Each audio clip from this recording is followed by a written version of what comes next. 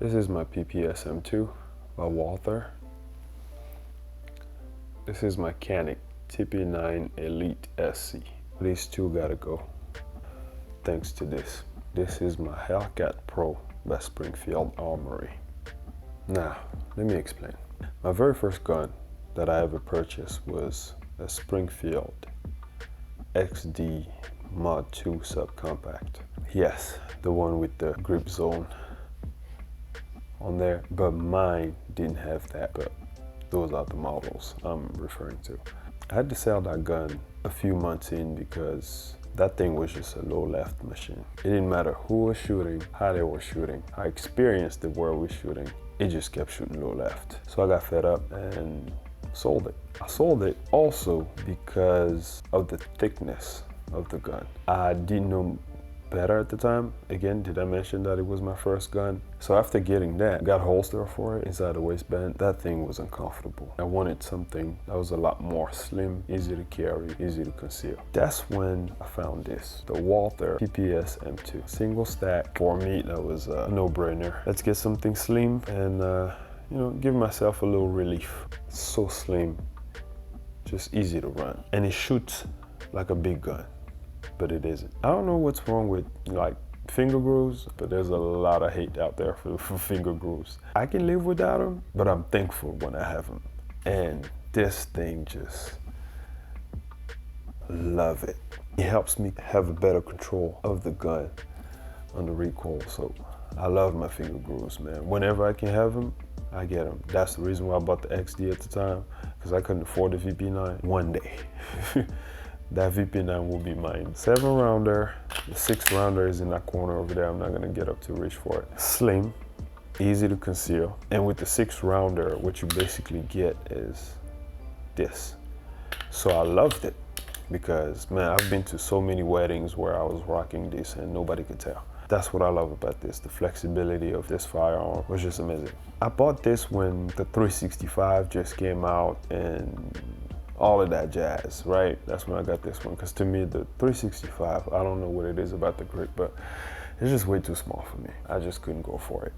Not sure if I mentioned it before, but the issue with my PPS is that I didn't think it was worth putting money into getting a red dot mounted on it. And one thing I really wish Walther, that PPQ trigger, if they could just drop it in here, this gun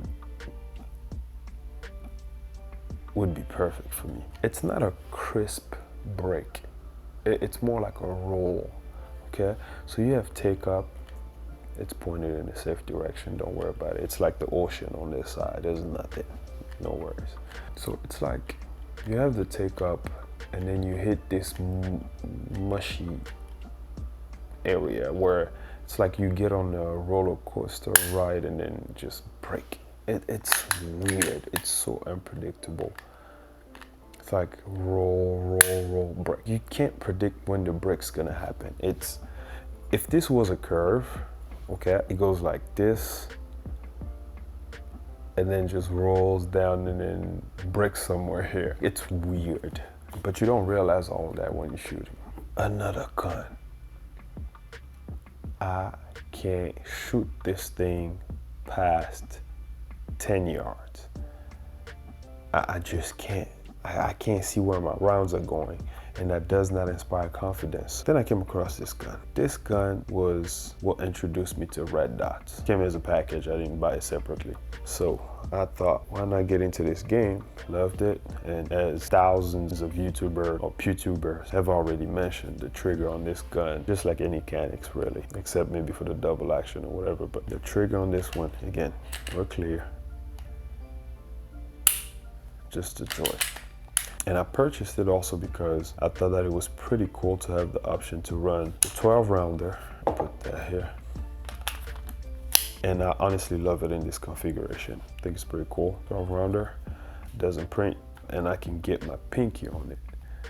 That's one thing that I really wanted. Everything about this gun just works. One thing I noticed for me, and one of the reasons why I haven't shot this gun much, it's because of what Canik did here. And I dropped the mag all the way to the floor. This end right here, I understand you want to keep it concealable but at the cost of discomfort, I don't think it was worth it. So the gun is a little weird for me.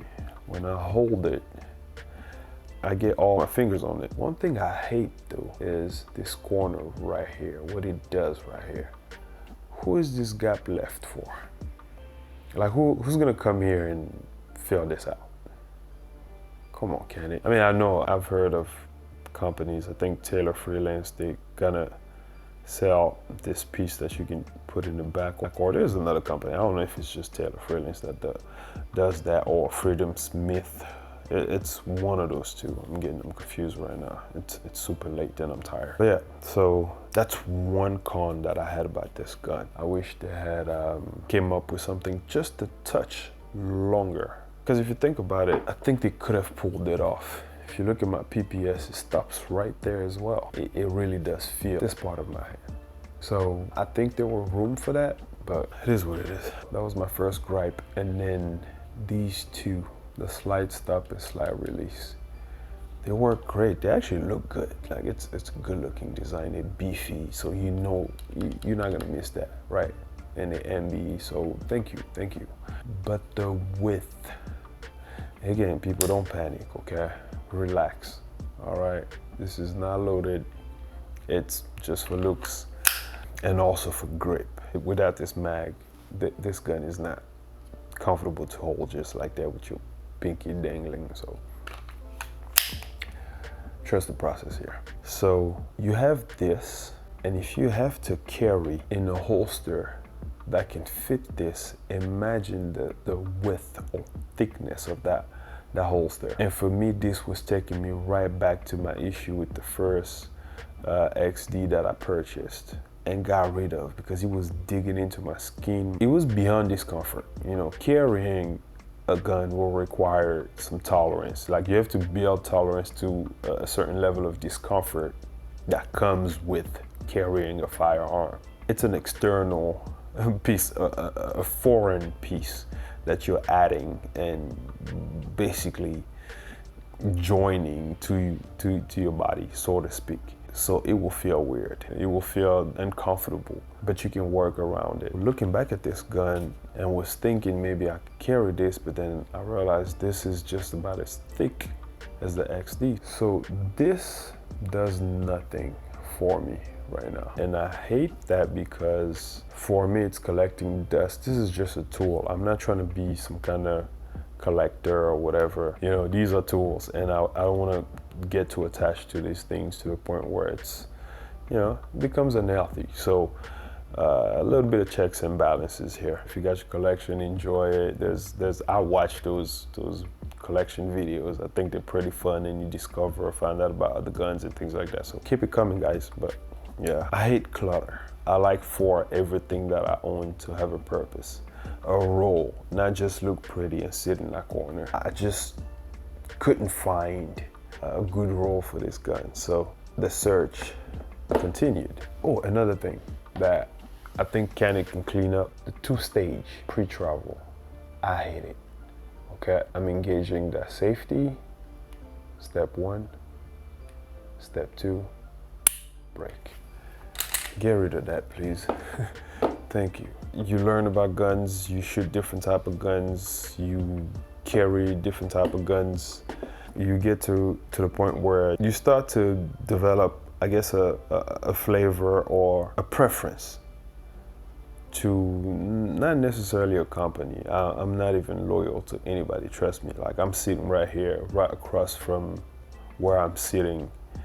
I have a CZP-10C and an FN509, so I'm all over the place with it. If you make what I'm looking for, you have my business. So then came in the Springfield Hellcat Pro. This thing right here is making this useless and that even more useless. This baby right here, my goodness. I haven't even shot it yet. I just got it today. But I never thought I would have two guns in one. Let me explain. Oh yeah, this one's loaded, so we're not gonna play with that. I'm just gonna swap mags, make sure we're clear. You see that? Empty mag. Pop it in, Locks back, we're good. Number one, the size of my PPS. The only thing that my PPS has over this gun is the bottom piece right there. That triangle right there, that is it. I'm not cheating, guys. Look at this. I can leave with the extra piece right there, printing, as long as I know that when I go for this, I have my pinky on it. I'm comfortable.